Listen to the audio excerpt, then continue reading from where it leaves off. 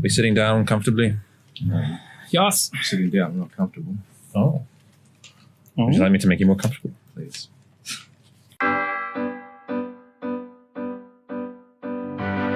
Testing 1, 2, 3. Why is there a smell on this? Oh. Why is there a taste? Phlegm. Finish. Don't you feel sorry for the Flemish?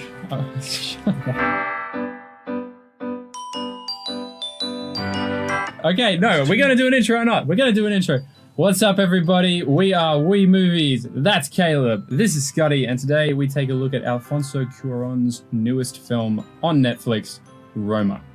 Roma. I'm Caleb. This is my voice for those audio listeners. I am Scotty. This is my voice for those who cannot tell. This is Jordan. And now this you is can Jordan. and now you can tell who we all are.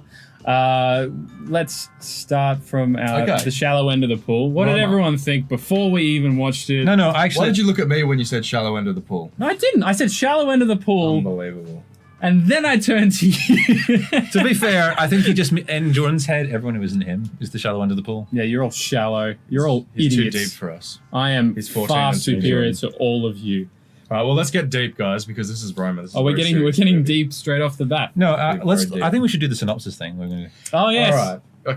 Can I try? Because Roma is a very hard movie to try and describe as to what it is. There are a few things you could sort of say about it. Anyway, I wrote some things down. Let me read them out. Mhm. It is a slow burn. It's methodical in its disarray. It's very slow. It is. Said slow twice. I would say it's almost a hyper-realistic slice of life. That's partly autobiographical, steeped in metaphor, whilst not getting too bogged down in symbolism. Mhm. It's amazing cinematography. The shots are beautiful, incredible acting, really awesome. I would say it's art, though. It's not entertainment. It's you'd be very entertained if you I wanna really talk- appreciate everything I'll come back to that point to do later. with the art. Yeah, it's really hard to describe this movie. And it's I really think hard you to nailed it. describe. I think without When you say getting that into- in hyper broad- real slice of life, in broad strokes, that's exactly what it is. It's Yeah. a hyper real slice of life. Good I am job. really good with my words. Thank You you. are. it is a really story of a girl called Cleo. That's my synopsis. There we go. That's a There great we go. That is synopsis. yeah. That's Done. a story of a girl named Cleo in a town called Roma. And In Mexico. Yeah. that's it. I wrote one down, and it's pathetic. So hit us. I crossed it all out. I'll That's see a if I can lot read of through crossed it. out words. It Can I is. read it? You can try and read it. Can you? Okay, a housemaid to a breaking family of 4 children goes through the changing events, unsure if she will ever be able. End. Yeah. That was it. That was my That was my attempt at a synopsis. It's terrible. Who's able and why is she trying to be like That's the thing. him or he, she, Schlem, Schlur? Shirley. Yes. Okay, that's enough. So what did we? You go. You can say something. I think it's strange that one of the most cinematic movies of the year we all saw on Netflix. Mm. Well, it's not strange. I mean, it's Well, just a we did- medium of how you see it. you Yeah. know? And Netflix films have been trying to break into the Academy Awards for a couple of years Yeah. now. Beasts of No Nation was one of the first ones that there was talked about. There's in that the circuits. doco, the prison one. Yeah, I know. I can't remember Now, the name. I do want to but, point out that this movie was made a while ago. Yes, It was made a while ago. It was just acquired by Netflix. Yes. but I think from the get-go they had a licensing agreement because it was only out in very short release, and then less than half a month after that was when it hit Netflix. So Yeah. Yeah, it turns out Netflix has money just like every other movie studio and producer. And when you pay people to direct and to write scripts and to operate the cameras, you turn out with something that looks a lot like a movie. well, the funny thing is, one of my favorite movies for the last couple of years, Okja, Yes. directed by a Right. Korean director. Yeah. Also another Netflix movie, also quite off the wall and not a movie you'd expect to get made in Hollywood. Also- Netflix is doing good stuff. Also, Annihilation, which is another film that was acquired by Netflix, had a very tumultuous post-production stage with producers that were attached to the film being very confrontational with each other, and it ended in some very bad decisions, financially speaking, for the film and where it ended up. Which I think, in It's a regards to shame the Academy because in regards to the Academy Awards, I feel like that was another film that was overlooked. But Roma as a film is, I think it's a very, very good move by Netflix to be helping this movie along. Yeah, I think so too. We're living in the age of Netflix right now, where Netflix seems to be making all of these wacky and not controversial. What word am I looking for? Just Original Experimental. content. yeah, exactly. Experimenting. Yeah. Yeah. They're kind of just throwing money out there and seeing what sticks. And sometimes it doesn't work. It's a risk, but a is it lot of the risky time, though? I think a lot of Because their platform is kind of perfect. that's for it. Like, is. well, when you come to the online platformers, there is a lot that you can do with them because anyone who wants to see that type of movie suddenly has access to it. Yeah. So of course they're going to have an audience for it. Whereas in the cinema, a lot of people go, "Oh, I've seen the trailer to this, I don't want to watch it," or "Oh, I've seen the trailer to this, I friggin' love it, so I'm going to watch it." What's sad, though, in my opinion, is that I saw this movie, and after I wanted to go now and see this at the cinema, I did Yeah. not have that option available to me. Yeah, Well, cinemas are very limited release. Yep. Yes. They for a lot of these movies. hinge on the box office. Yes. And they have more movies waiting to replace them in later weeks. I feel So like they- there money is a small talks. indie cinema out there that will, in maybe 6 months' time, have a screening of this movie. And this is a movie where I'd actually go and see that screening for I as feel well. like we talk about a lot of classics that get replayed in cinemas every couple of years. I feel like Roma is going to be one of those films that people will do a niche screening of it, like every year for maybe a couple of weeks or something like that. You know what I mean? Like, Caleb, what was that warning you gave us before we started doing this podcast? About not trying Which to sign to... I'm not trying to sound. I'm just saying this Okay, is so probably it's- what it's going to be I like think it's for people. incredibly hard to talk about this movie without coming off as being pretentious and Yes. being an art house guru. Please Um, forgive us. We know nothing. We're idiots. We're just talking out of our asses about. But the this thing movie. is that this movie is styled a lot like a lot of those old Italian black and white Yeah. films.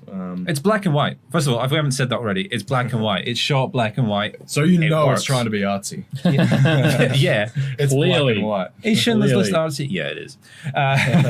But is it trying to be artsy, or is it artsy by default? Like, as in, Well, that's why I want to bring this discussion up, because you said this is art, not entertainment. I think there are films in the past which have had this pretension and are art, not entertainment. In fact, they've gone too far off the ball. there's being actually Yeah. one that sounds very similar to the word art. The Artist. Yes, The Artist. one of my which is- least favorite movies that got an Academy Award. Yeah, I was on that boat as well. I remember seeing it, and I thought, this is trying way too hard to be something out of the 1940s, and it just didn't. I don't feel it worked. So it might have worked for some people out there. So- That's fine. So when we're talking about Roma, I feel like it's going to be so hard to talk about Roma without addressing the aura surrounding it, the Yeah. personal story it is of the director Alfonso Yes. Cuarón. Yep. Well, let's talk about Is where it- that story comes How from. historically correct is it to him, though? I thought it was a story that he wants to tell as if he was a character. I'm not sure how true it is to his own story himself, though. I think it's more of like, you said hyper-real. I think that's what it is. I think it's his telling of his events, but in a different, like, it's not the As an exact adult. events. It's as, like, as an adult adult, looking but back. there Yeah. are also scenes in the film that feel like there's a childlike innocence behind the curtain. oh, you know what I mean? that was Like, one of my major points, is there's a purity and an innocence in this movie, even though there's such, even during the most adult-themed scenes. yeah. You talked about earlier before the podcast about, well, we see a flaccid penis on screen for Yes, we about, do. for about 30 seconds. But it's not like whereas lesser directors might have used that as a way to like talk about some sort of, I don't know, raw male sexuality dominating the female or something like that, something ridiculous like that. We see this scene through almost the lens of a childlike view of this relationship. This man is like swinging this weapon around, and he's talking about how martial arts has changed his life, and he's trying to impress her. But really, he's coming off as a child, really. Someone who's trying too hard to be better than what he actually is. Well, I felt like just his nakedness kind of alluded to the fact that that's who we're supposed to believe he is deep down in his core. That's who he is. He's not wearing any masks or Exactly, anything. yeah.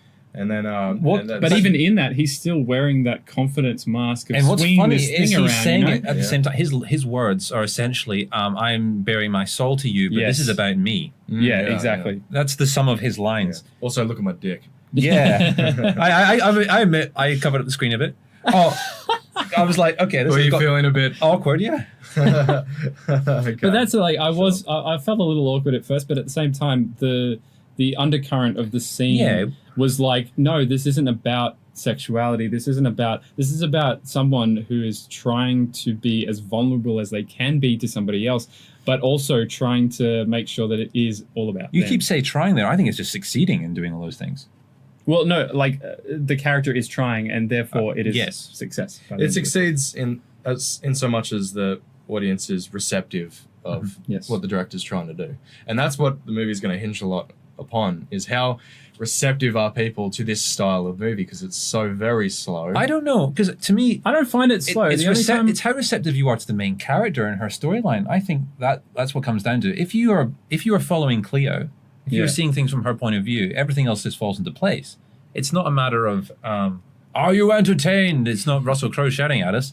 Yeah, exactly. And I felt like along those lines, this film does hinge upon an audience receptiveness, but at the same time, that does not make this a bad movie. It actually means that, like, because you can tell Alfonso Cuaron believes wholeheartedly in what he's saying in this movie. The actors believe wholeheartedly in what they're saying in this film. The script, the cinematography, the sound design, everything is pouring itself we should probably into point out the story. Alfonso Cuarón directed and wrote this, but not only that, for the first time ever, he did the cinematography for this movie. He was behind the camera. He also co-edited it, which is another way of saying he pretty much had full control over this movie.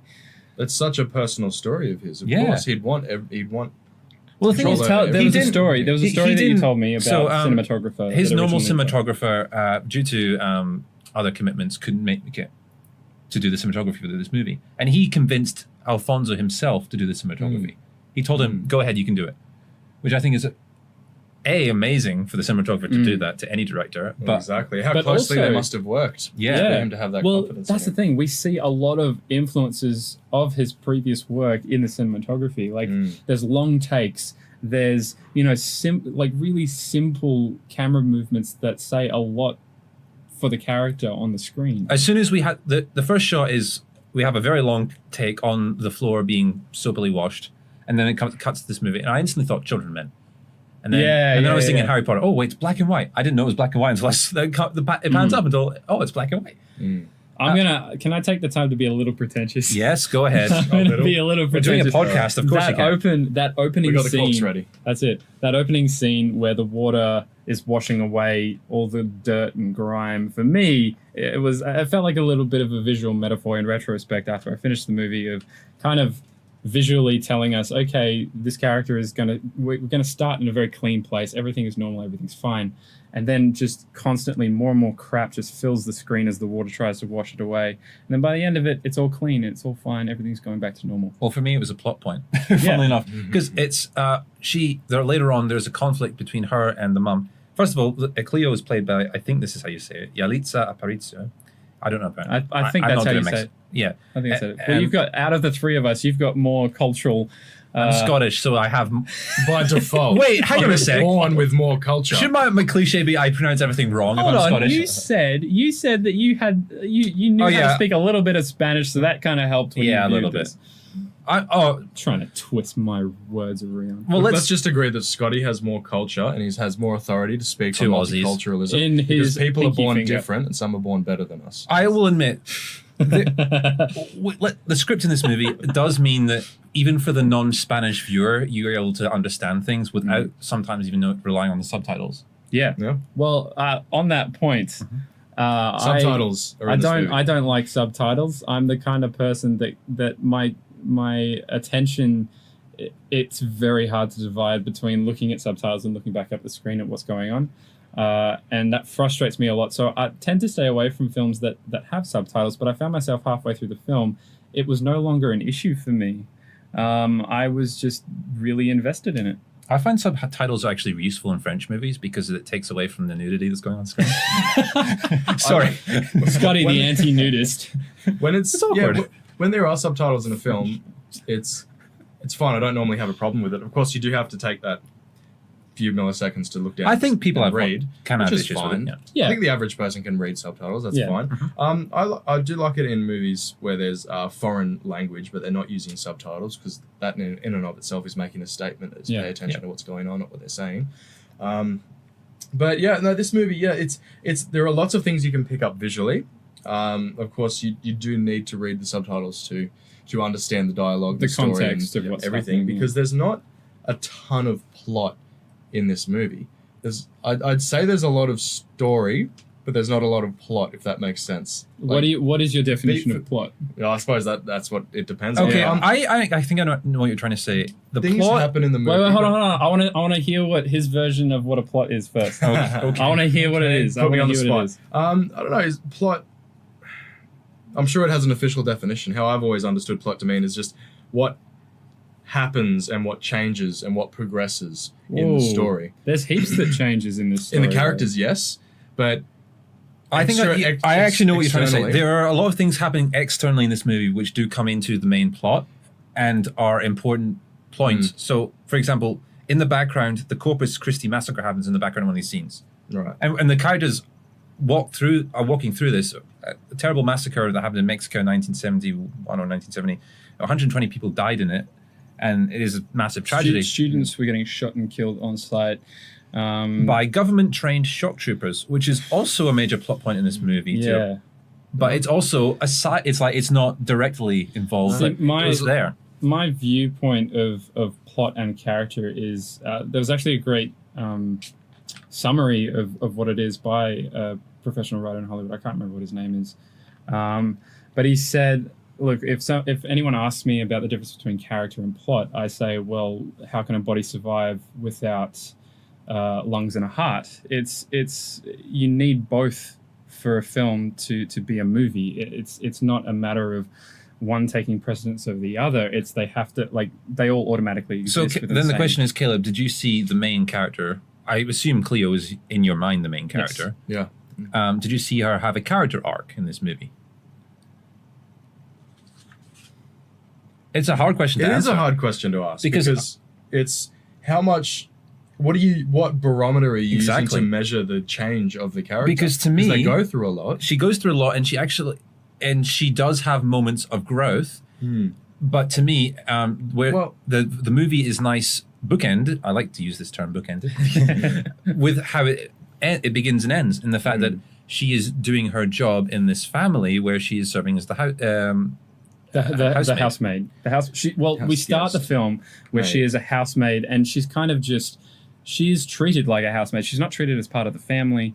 She is like, no, to a point. She's treated like part of the family by the children, but there is a threat there. Like she when she first finds out, spoiler alert, that she's pregnant, she's afraid to go to the mistress of the house because there is a precedent there where she can be aggressive. And it's obvious to us as the audience seeing that, knowing that, okay, this character has a history with these other characters, that she is known to just fire people on the spot, maybe, or she's been known to be aggressive towards her housemaids, Or other people have. It might not or other necessarily be people her. have. Exactly. I think the scene for me that symbolizes this at the start is the family is watching the television, and she is picking up dishes on the sides, and then she sits down, and one of the kids puts his arm around her, yeah. and she watches for, and then the mum asks, "Can I get a cup of tea, please?"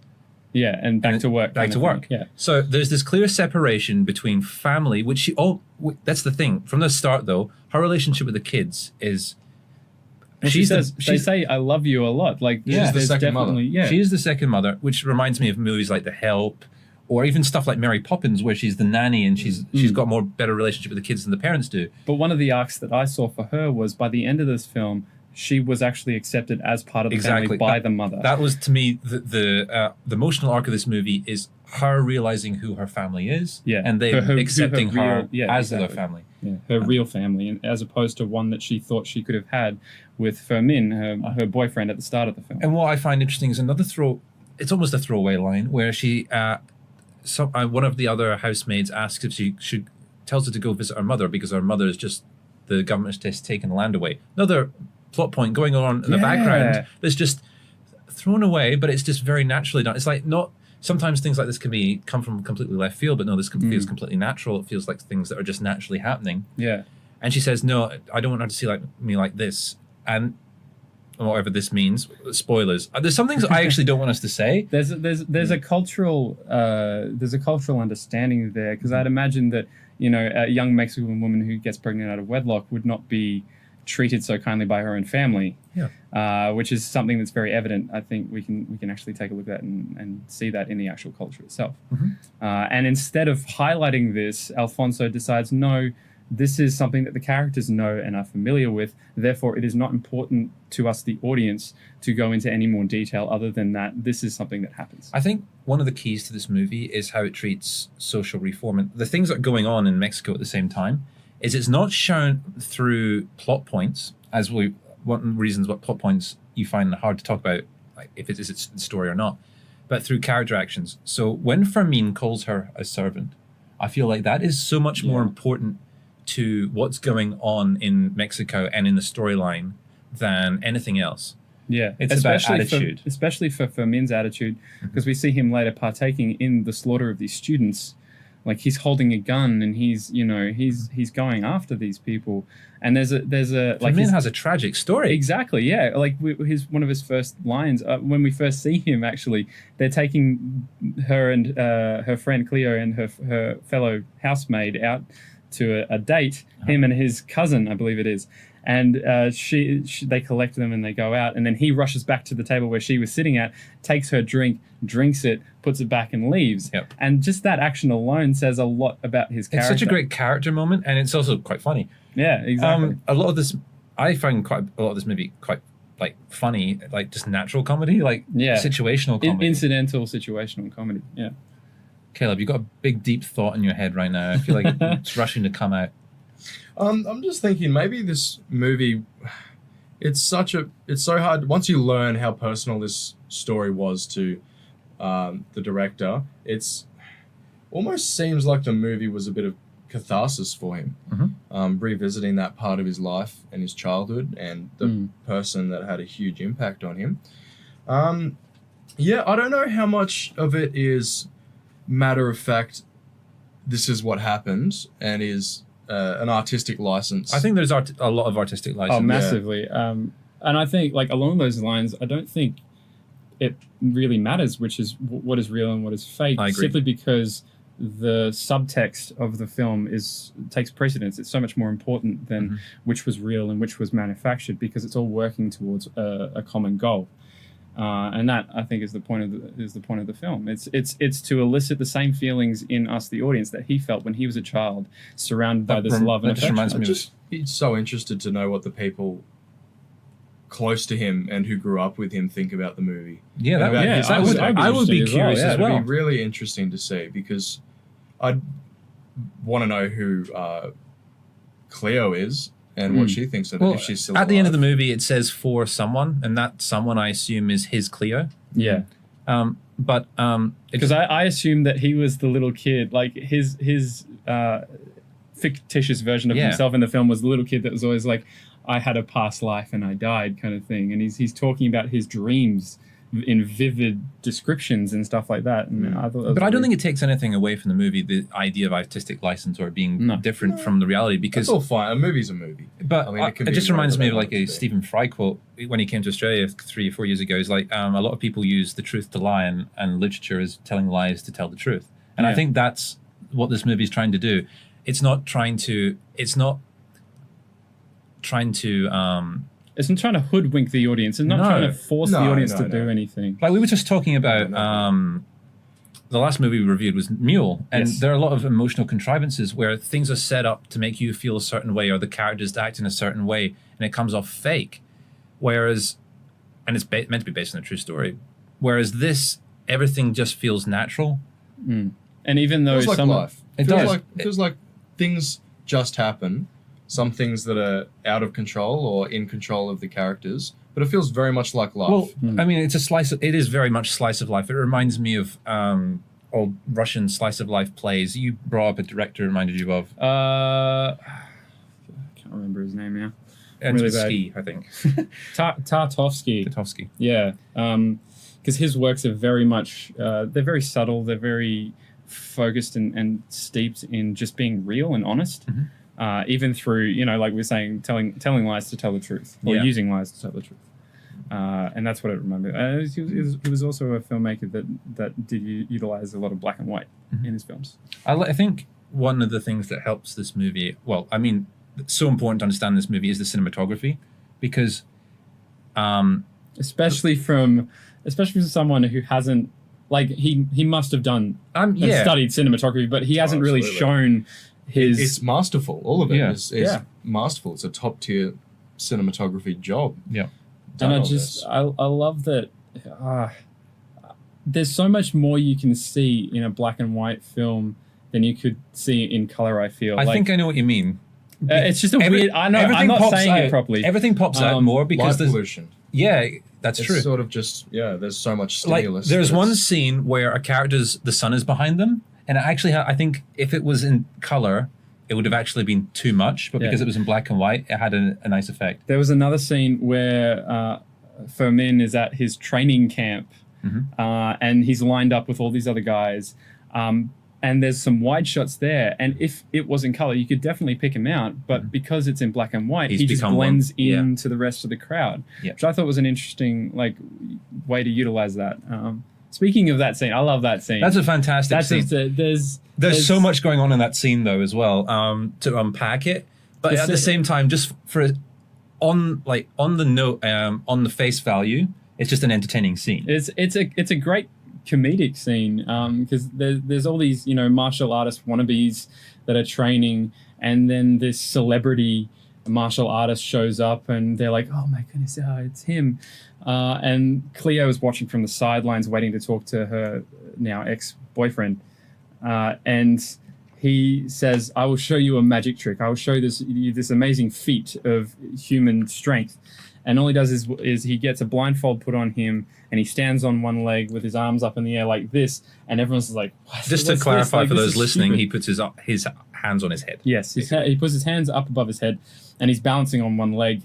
And he hears all the people laughing and snickering, and then he says, "Oh, you think this is easy? Okay, you guys try it. Close your eyes, stand on one leg." And none of them can do it. And then we shift over to Cleo and the rest of the women, and the women start to try and do it as well, and none of them can do it.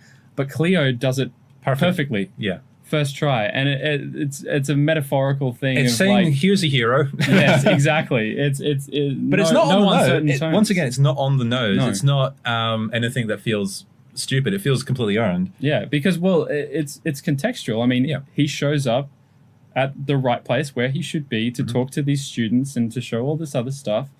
And that's the face value. Behind the scenes, these people are being brainwashed to become shock troopers for the government. Yeah. And then they go and commit mass murder later on, and these are the same people.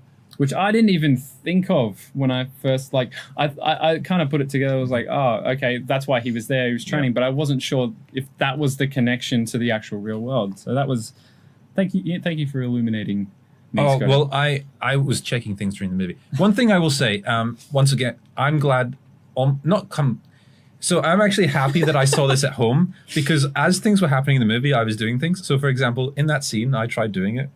You tried doing it? I didn't close my eyes, but I tried doing it. And I could do it a little bit, but not brilliantly. And then there's another scene where the housemaids are doing some exercises. Oh, that's right. And I did them as well. I actually paused it, rewound it, and just started doing the exercise with them. It felt like you were right there. Well, you were getting really into the movie. No, that's 4D. The thing. It felt like... You saw it in 4D. I felt like the movie was welcoming in. It was like I was being introduced to people. Yeah. That had this community aspect to it where I felt like this movie I was being invited into. That's a great point, yeah. There is a sense of community, especially between the characters, because you want them all to get along and they don't in a very realistic way. Yeah. It's like real life. It's like people have fights in real life, and when it's shown on screen, it feels so much more cataclysmic than it does in real life. Because I mean, a fight is just a fight. It's just one moment in a person's relationship. But where if it's on screen, well, it's on screen for a reason. Yeah. Whereas this... It has weight to it. This, when the mother, who's played by Marina Di Tavira, who is another fantastic character in this movie, and probably has, I mean, apart from Cleo, has the most clear character arc. I'm pretty sure she has more lines than Cleo as well throughout the film. But continue. I forgot what I was going to say. There's too much to say. The mother. The mother. You're saying something about the mother. When they have a fight, it's her telling her off, but at the same time, it's her lashing out for other reasons. Yeah. Well, we are introduced very early on to the breakup of the relationship between the mother and the father, who leaves her for, I don't know, side piece of ass. Burnley showed, not told as well. Yeah, exactly. We're not told exactly why he's left or what the circumstances of it all are. It's kind of like we're being, again, shown from a childlike perspective of, you know, the kids aren't sure why their father is leaving. They just know that he's leaving. Once again, the cinematography, I think, plays a big deal into this because the fact that the way the camera moves, it's often on Cleo, and it's her perspective what's going on. Yeah. But at the same, when they're traveling through the streets, it's fantastic because I was reminded a lot of Wes Anderson. It's during very those Wes scenes. Anderson, but less theatrical. Like obviously, Wes Anderson has this theatrical style to his films it's very Notice Me. It actually reminded me a bit of. Well, not so much Notice Me. It's just like I feel like it's just a personal style that he likes. You know what I mean? But, like but you can't help but notice it. It's exactly, a quirk. yeah. It's a quirk. It's a quirk. Yeah. But this, it just feels like you're running alongside the other side of the street, just looking over at them. You know what I mean? Like that's what it felt like. It reminded me of some of the scenes in Shape of Water, Guillermo del Toro's great movie from last year, where it has that same sort of, not fairy tale, but this is a lived in environment. I feel like Alfonso just set up on the side of the street when real stuff was happening and just filmed and nobody noticed the camera. Well, that's the thing. There. Just imagine how hard these shots were to film because there's hundreds of extras in the background. The camera's going right across all of them because as they're walking through the streets, and then it turns, and it's all one shot, and it's just ridiculous. Yeah, a lot of work has been put into the cinematography. Across the board, this whole film, a lot of work has been Well, we were put talking about the martial arts sequence. How many extras are in that scene, all performing perfectly? And it's not just, if you've noticed, I don't think there was just one group either. There was a couple in the background off somewhere else that were doing other stuff as well. Yep. There would have been hundreds of extras and there would have been different extras in each of these scenes, which is crazy. Absolutely crazy. So there was one thing I wanted to get into because I'm still... It's so well done, this movie. But I'm on the fence. I'm on the fence because it's just... trying to think of what I'm going to say. Is it the art? It's an experience. The whole movie is an experience. You're invited in to share an experience with the family. Yeah, that's true. That's what it is. It's But you could say Alfonso's done this before with Gravity. That's, in my opinion, a experience movie as well. It's like a theme park ride, that movie. Well, I go back to Children of Men, the scene in the car, the long shot in the car, that is what I keep thinking of when I see this, like Roma, that even though it's a completely different type of scene and it's like it ends, Roma starts with a long shot. Yes, but like that's what I feel like when you're in the car with these people in Children of Men, you are invited into their world because they're not talking about plot. They're not talking about, you know, where they're headed or what big dangerous deeds they're supposed to be doing. They're just talking like real human beings. And you're like, oh, I'm in this car and, you know, I feel like I'm part of this little family that they've created. And then tragedy strikes and then she gets shot in the neck and, you know, all of that other stuff starts happening. There is actually this problem with popular entertainment where plot points have to be big and explosive and they have to be like the hero and the villain. Yeah, to be obvious. But this problem's been around for years. I think in Jane Austen's novel Emma, she brings this point out perfectly where one of the side characters has this moment where she falls in love with another character and Emma thinks it's because of this hero coming in to save her, but no, it's just because someone offered to help her out at a dance. And I can't believe you just dropped Jane Austen's name into a film podcast. Well, I thought, no, that's well done. Yeah, I know. That's great. Okay. I think Caleb's more correct than you, but if you're gonna, hey, I mean, it's just pretentious is as pretentious does. Look, clearly, if you don't like this film, you just didn't get it. Okay. No, you're just not. The type of if person. you don't like this film, I would love to hear why. I think like, personally, I think it's worth exploring. Well, with popular entertainment today, you want things that are flashy. You want things that happen. This film is slow. It is slow. Like you want things to happen to you. It's on the of, same platform where I can see Transformers. Therefore, it's got to entertain me and it's going to keep my attention span. It's got to make me not think about life. It's got to make me switch off, right? No, there's thousands of different forms of media and movies. Exactly. There is a scene at the end of this movie, which for me is more tense than anything in any of those movies, though, because it's a character moment where she can't swim. The kids are out at sea. Spoiler alert. Spoiler alert. Well, it's not like let's not mention the reason why the crux of the emotional hit so hard. But continue. She goes out, and the camera is on her. So she at a side, so she's slowly walking towards the sea, and you can't see much what's going on. But these kids have already been warned, and they've gone further out to sea. They've been pulled out by the current. She has to go, and she can't swim. And the camera slowly follows her as she goes into the water. She grabs one. Then the second one pops up out of the water. The wave pushes her down again. You can hardly see her. She's gone again for a bit. And then she finally gets grabbed and pulled back in. And that, to me, that was tense. Yeah. That was, are these kids going to die? Yeah. Throughout the whole movie, you have no idea what's going to happen next. That's true. Much like life. But it's all pretty tame for the first and second act. And then the third act, it hits the fan. Lots of things start happening. All of the actions that characters took in the first two acts. Oh yeah, it all like the ramifications for every single one of them start to appear, and you realize just the weight of those decisions that were made earlier suddenly start to become. Yeah, I think the mum once again is a great character to use for this because she falls apart. Yeah, and then at the end she pulls herself back together again. Well, that is almost all of our major characters. Like even Farmin, he talks about how, his parents got killed and he was an orphan, and martial arts has saved him and taught him how to live on the street and all this other stuff. And he's gone through again relationships that have broken down. People have died, and stuff has happened to him where it's not good, and he's had to try and make his own way out of it. And then we see Cleo. Cleo is the focal point of this movie, where a lot of that stuff is happening to her currently, and then we look at the mother, who we start the film with that stuff happening to her, and we see her going through the motions of loss and grief, it's each of these characters tend to mirror each other in a lot of their issues. I think one of the cool things is the characters see themselves in each other in this movie. I think the mother sees herself in Cleo.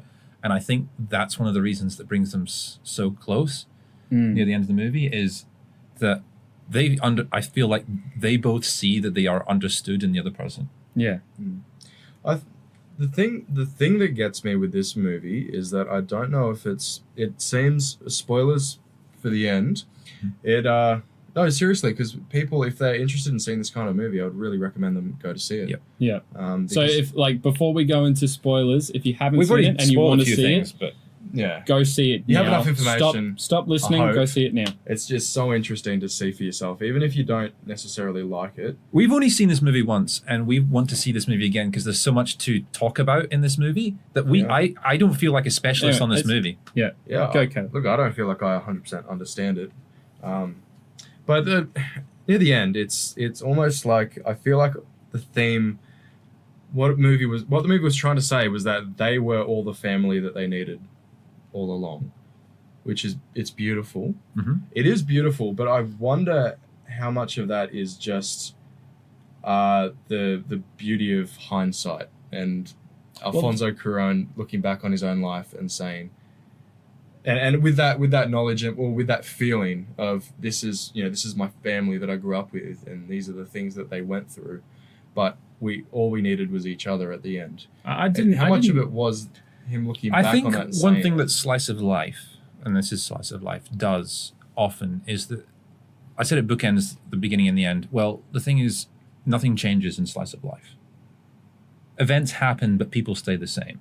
Well, and although people have changed in this movie, the situation hasn't too much. Well, Dan Harmon has a great little blog post on storytelling and stuff like that, and how he's taken real stories and turned them into fictional ones to prove a point or tell the audience something that he wants to convey to them.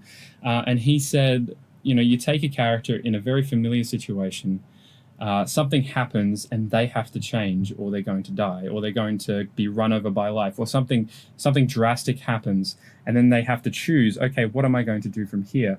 And then they make a choice and they learn from it.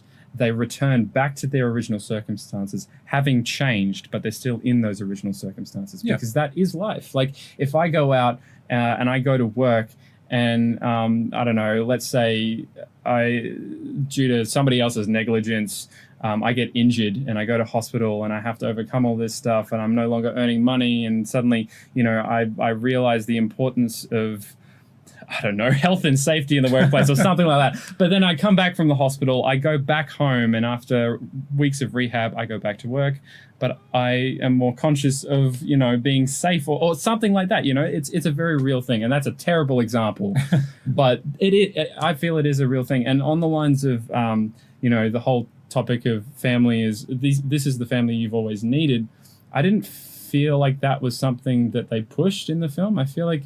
No, I don't feel it was pushed. It was very much the subtext, though. Yeah. And I felt more that, it was, the point of it was, especially with the ending the way it was more like, look, you're going to go through stuff in life. Some stuff is going to beat you down. You are going to change from it. But as long as you keep going, it will all come back to a safe place in the end. And that's what I don't know about safe place. I think that life just goes on. I think that's more. I feel like that's. But like with the home being a safe place. Yeah, exactly. Some people don't have the safe place to go to, which is another interesting thing. I think it's worth mentioning is that this whole family is very upper middle class. There's a whole. I would say more so, given that they're living in Mexico. Yeah. Well, there's this national turmoil that's going on around them, and yet by the end of it, they don't seem to come out of it very affected by those political events. Well, they're obviously not involved in the country.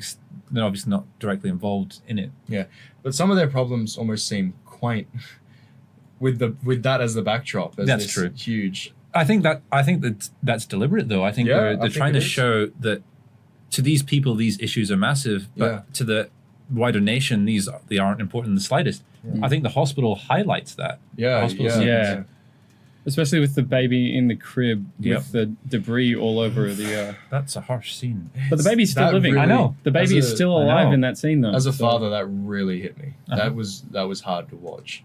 Once my brain realized what had happened, that's a beautifully shot scene, because you have she's there looking at these kids, and then through the window. But the family, the grandma and the sister of one of the new babies, it's like, I'll braid her hair and stuff like this. It's like, it's these natural lines that are sweet but not sickly sweet or over the top sweet. Yeah, just like, oh, that's nice that she's saying all these things, and then reality hits. Yeah, and it just happens. Yeah, and things just happen. And the first response for the grandmother and the daughter standing next to her is, quick, kneel down. And you think, oh, they're going to try and get underneath something to hide. But no, they're praying. They're praying, which is a cultural, it's a very big cultural thing for them. Which there's a lot of world building in this film that just feels natural. Well, world building because it's taken from the world. Yeah, exactly. It's so natural. We go back to the mule. That did not world build very well at all. That was actually really bad at it, even though that was supposed to be taken from the real world. But every scene in Roma feels populated with real people. Even the extras just feel real. It feels like these shots were taken from the 1970s. So, but you could probably take a still from this movie and expect to see it in a history magazine or something like that. And that's I found it incredibly interesting to see just how impactful the cinematography really was in this film. And look, for some people, it might be too slow of a burn. Yes. For some people, it might just take too long to say what they feel like might be nothing at all. And that's fine. Yeah. I think, look, it's not for everyone. No. Okay? No. People can be used to a certain... I'm trying to say this without sounding like I'm calling you a prick for not getting the movie, but... No, but you kind of are. All right? I understand. I'm kidding. No, it's just... If I'm going to be honest... used to a certain type of movie, and you watch this movie and you just might not be able to get into it. That's fine. And for me, the first probably half an hour to 45 minutes, I felt that way. I felt like, wow, this is kind of dragging. But then after the halfway point, all of the stuff that felt like it was dragging the movie down before suddenly became very important and very high stakes, and it was all involved. It felt like the stuff that you was get dragging attached it down. and drawn into the family and Cleo and her life and everything. And I suddenly felt by the end of the film, I was walking out of a real place. Like the film had become something real. It's brimming with humanity. Yeah. This movie. It's And I brimming with humanity. feel like that is so hard to do. Like if you've ever tried writing or anything like that, anything creative, it is so hard to really capture the essence of realism. It's quite easy to just come up with something off the top of your head and go, that's fun, or that's but good. not only that, but give it the time and care and attention to detail to present it in that way as well. Because I mean, it could have been so like if I found myself constantly as someone who wants to make movies. Looking at this film, I learned so much because in retrospect, looking back at when it was dragging, I would have been, as a director, I would have been, no, we've got to jump to this because this is more important and that's more important to happen to the characters and this is where we got to go. No, it takes a lot of skill and also a lot of self-awareness to be able to look back at your own style and go, no, we need to take the time to give these characters the means and the reason to exist in this world. And Jordan, recently we've watched a lot of, well, frankly, shit movies. That is true. And then we watched Roma, and all of a sudden, that's why we watch movies. Yeah, I feel, I without trying to sound too pretentious, I feel like Roma is a film We failed at that. We have. We're We've pretentious that pricks. bridge. Sorry, guys. It's gone. I'm sorry to all you guys who hated this movie. But like this film, I feel like it's something that I will watch at least once a year to kind of just get back in tune with why I fell in love with movies. To me, it feels like you've had a heavy meal and then someone brings out a dessert that's wonderfully constructed and it's just, but it's not overly sweet. It's just it's healthy. It's healthy. It's a healthy meal. And you feel after you eat it, you feel I no longer feel too full. I just feel satisfied. Yeah, and like that's how interesting comparison. Because I feel like I've made a lot of comparisons with cooking and film before. I think this is great. I feel refreshed. I feel like I've had a glass of lemonade after a walk in the desert. After a hot day. After a walk in the desert, you Yeah. had a fresh glass of lemonade. Yeah, true. Yeah, fair enough. I think movies tend to just cover up the reality of life. It's a movie. You want your it's an expression of what you wish life was. Exactly. It's a fantasy. It's a fantasy. Whereas this is just a window into a life of a family in the 1970s in Mexico. Yeah. And they're I mean that should be the synopsis. A window into a family in Mexico a window in the into 1970s. Yeah. That's it. That's it. That's all, folks. I think that's well. Anything more that anyone's wanting to say about this? Because I don't know. I feel like we could just talk forever about it. I could, but we need to cut it off at some point. I think we mentioned like the plot is really natural, but I think there's things that come back so that it's very well constructed. The storyline. Mm-hmm.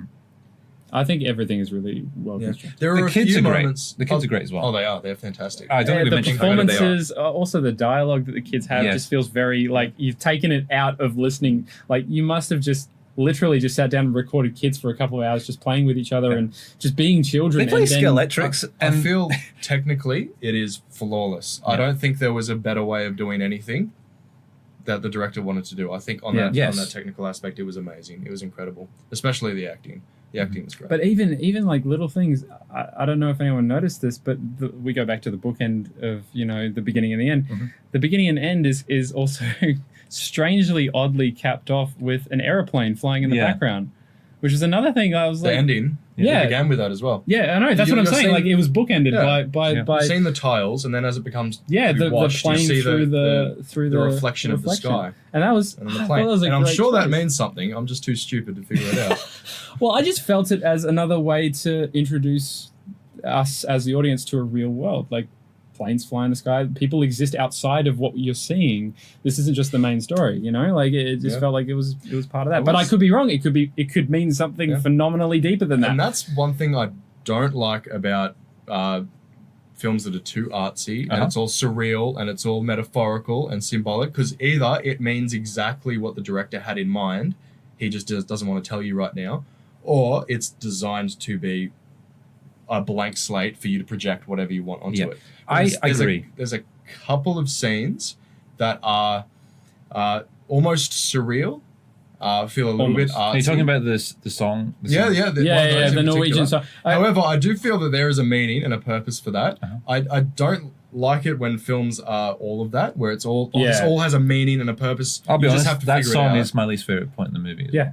Right. I would agree with that. That is my least favorite. It's I did some reading up on it it's though. not so much of a puzzle. No.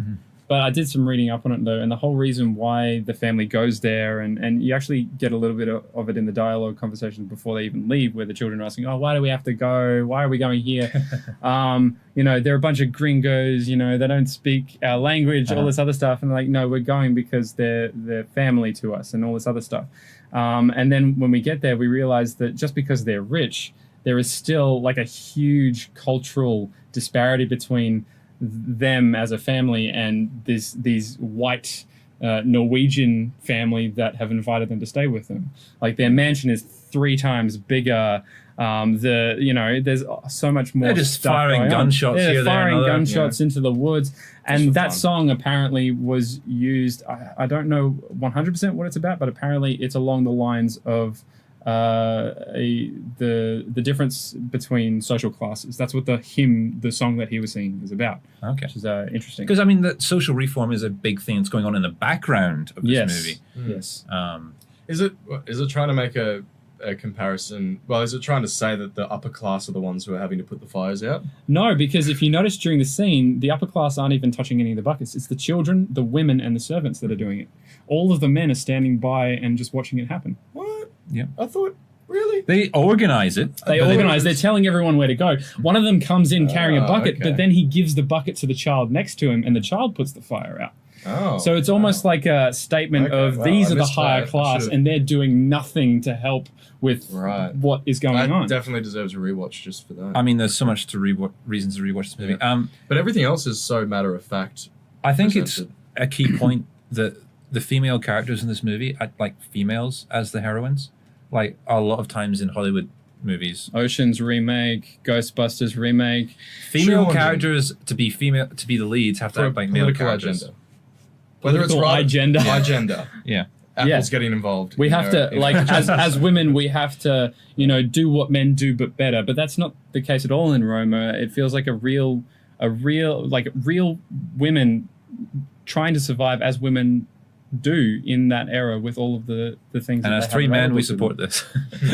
Honestly, as anyone would be trying to survive Yes. and keep their head Yeah, above water. Exactly. Absolutely. It's yeah. very understandable. Yeah.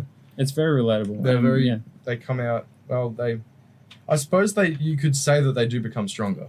Yes. I mean, there's no way of going through what they went through and not coming out the other end stronger. we for do it. we do see evidence of that with especially the emotional turn after she rescues the kids from the ocean and the implications of her admitting that fault, not just to herself but to the people around her family now.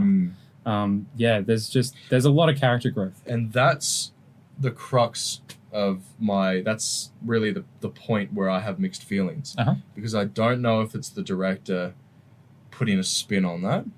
How on so? on the reality of it. I mean, I know as a movie you can leave it at that, but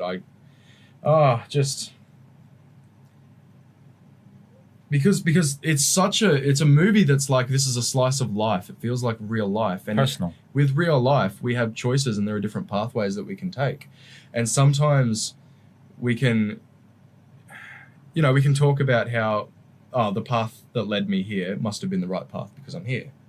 Whereas in reality, life, you could have taken a million different paths and had a million different lives. Yeah. So that point just makes me wonder how much of it is the director looking back and saying, this was probably all the best. It all worked out for the best. When in reality, it's just. I'm not sure if right. it did work out for the best, to be honest. I feel like there is still a lot of stuff that we leave on at the end of that film that is unresolved. But for the most part, we can be safe and secure in knowing that life does go on.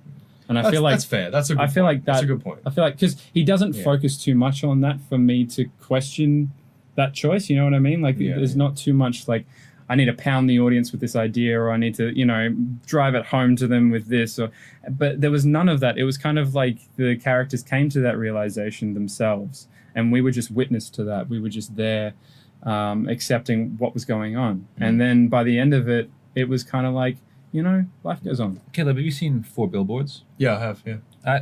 To me, it has the same sort of thing where it's not about there's a central mystery in 4 Billboards, but it's never really resolved. No. And that's because that's not what the movie's about.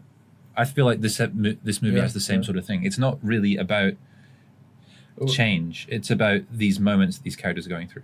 Yeah, that's the thing. I think I felt like it at the end. It didn't need that I felt like it attempted to have a resolution. That's for me. Did you guys feel like it had a resolution? I think I know what you mean. I believe one character in particular had a huge resolution, and that was Cleo in that arc. Whereas the mother already had her resolution actually a couple of scenes beforehand, right. and she was already wrapped up. But this scene was. I found it. Are we going to talk about spoilers? Can we just talk about spoilers? We already said that. I can't explain. I can't explain this without. Okay, when she does come back with the kids and save their lives, and she admits to the rest of the family that she didn't want her own child after her child is born dead, and she was petrified and frightened, and then she finally goes, I didn't want to have it. I didn't want to bring that child into this world. And there's a moment, the reason for me why this suddenly comes up now as a resolution is because she's buried this so deep, and then her actions of willingly going out into the ocean, into a place where she cannot swim, into a place that will kill her, is her actively saying, no, I am not that person. I am better than that. And I love these kids. I love these kids more than myself. And so for me, that was one of the best character resolutions that I've seen in a very long time. It's really a self-realization moment, because from the get-go you can tell she loves these kids. Yes. Yeah. And that's it. I'm just torn because I don't know how much of it is the director looking back on it and trying to put a nice spin on things. Because I think it's fairly safe to assume that probably didn't happen in that way. Probably not. I mean, it's definitely not. So it was definitely a choice by him to put that in. I would say whether or not it's true. I mean, I'm inclined to believe he believes it. He believes that it's true. Well, I think we're going back into the whole difference between, utilizing lies to tell truth here, because I feel like I can probably safely say about 75% of the narrative in this film probably didn't happen. Yeah. Absolutely. And the point is, it's mundane. Yeah. The point is, these kids almost drowned, which is treated later on, just at the end of the movie. Yeah, they go and tell their grandmother, we almost drowned, kind of thing. And which is such a... It's such a child thing to do, and that's very true. Taken matter of fact. Yeah. And like I've gone through things where I've made horrible choices and I've done things that have hurt other people. And seeing Cleo as a character, like she didn't actively do anything wrong when her child was born, but her emotions were, I don't want this child. I don't want this. I don't want this. And so it's understandable as well. That's the thing. Absolutely, you see what she's going through as a housemaid, as a person of within her social class, not wanting to bring, and without a partner to support her, that would be a horrible position to bring a child into. Yeah, especially with a partner like Fomin. He was a dick. He was a massive dick. It only feels different because it seems to add a nice. You think that the conclusion's too tidy? Yeah, that's what I'm getting at. That's really what I mean. It feels, compared to the rest of the movie, where not everything was purposefully fairly messy. Yeah, it did feel nice and a bit tidy. But I didn't find it tidy at all. I can understand where you're coming from. It made it nice because it wrapped it up in a nice bow that all they needed was each other. That as a family that they can. But at the same time, it made sense in the movie. It does make sense. It does make sense. Also along those lines, I didn't feel like it was as tidy as I didn't see it as tidy as you might have seen it. I don't know why. It's more that there's a moment. It was those candid conversations afterwards that told me that this family is probably going to go through more struggles in the future. This is not like this is not the end of the line. Going to go through struggles in the future. And because of that, I look at that ending not being tidy. I look at it as a resolution of the now, as opposed to what could happen like after the film has ended. And I think that's another point as well. This film doesn't feel like it is ended when the credits roll. It feels like these people are alive enough that this story continues Which on. is why I think it begins and ends with a long shot. Yeah. It's like, this long shot is almost like a freeze effect of the storyline. Like this is your intro and this is your outro, but the story's still not going. Only that, but you can hear, you hear the cleaning going on at the very start, even before you hear the water. Digex. You hear the ambient noise of just life and the wind and everything. And The dog, The dog's fantastic. aircraft going And overhead. you just know the that, wind. okay, there's life that's going on. Even though I can't see everything, I know that beyond the borders of the screen, things are going on. And there's a That world. hail looked amazing.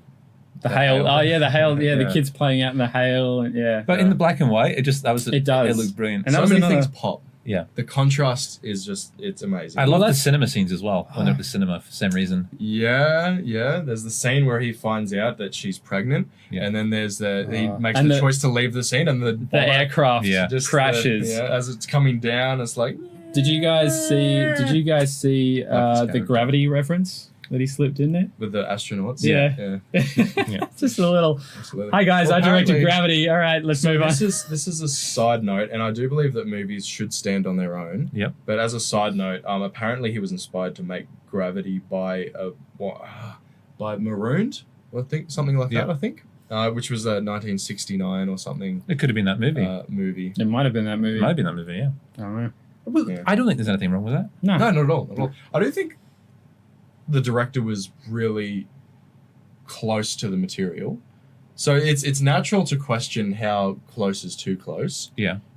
Because he could like. Because to me, this film things was could- honest. I Oh, think absolutely. that's it. Yeah, I think yeah. that is as close as you should get if you're being honest and not trying to paint someone else as an.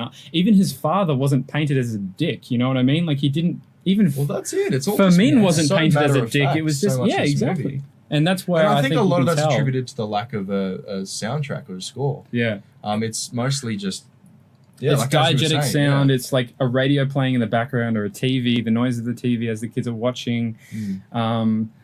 It's just it was. Or like voices over loudspeakers when the riot's happening, and it just feels real. The feels child, real.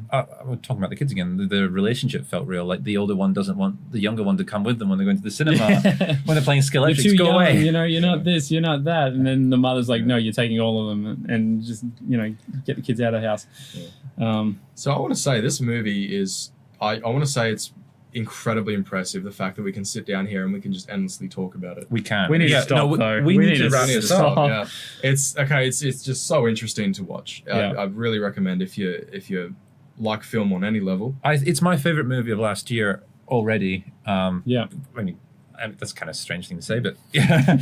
It's my most interesting experience, cinematic experience. Like you said, I like that wording a lot. It was the most cinematic movie. Yeah. I 100% agree. It was the most interesting. And I think the argument that you brought up about art versus entertainment is important. And I feel like this movie does walk on the edge.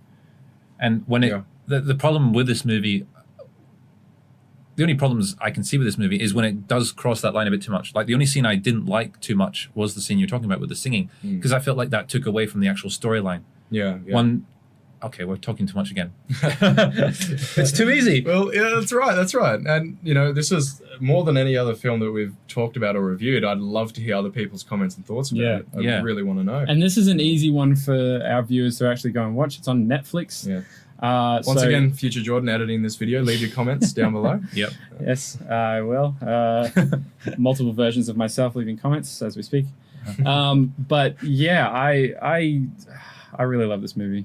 I feel like it felt like a palate cleanser when it comes to movies. That's what I was trying to say with all those metaphors earlier. Yeah. And I learned, as someone who wants to make movies, I learned an incredible amount of stuff from just watching it. So if you're out there and you love movies and you maybe want to make movies later on in your life or make movies now, I highly recommend giving this a watch because it utilizes a lot of some great filmmaking techniques. It's easily available on Netflix, and I'm sure you could buy it on Blu-ray as well. And because it's such an honest movie, it's such a simple in terms of character stuff movie. There's a lot you can put on it from yourself as well. So I feel like it's a very personal movie in that respect. So I'd love to hear people's opinions. Yes. Yeah, definitely. So leave comments down below or go to our Facebook page, Instagram, whatever, pick your poison. Grindr, Twitter, Spotify. All of those and more. If you I don't know where I'm going with this. Somebody help me out. Thanks for watching. We love you guys. We are We Movies. I'm Scotty. That was Jordan. This is Caleb. We just talked about Roma. We can do this for another hour, but we'll say goodbye. And the important thing to remember is we movies better.